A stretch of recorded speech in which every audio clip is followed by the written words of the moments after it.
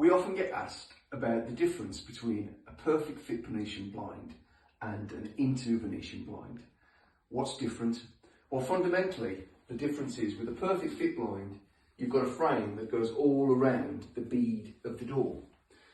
That encapsulates the blind. It's attached to the door, so when you open the door, the blind goes with it.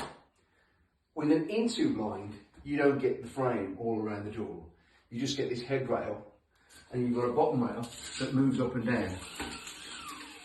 So as you move the blind up and down, the only thing that you see at the sides is the cords that the blind is tensioned with and suspended from. You don't see those cords in perfect fit because it's encapsulated within the frame. That's one of the downsides of Intu. But the big upside of Intu is that when you operate the blind, the operation is very simple. It's just a little flick of this switch that sits in the headrail.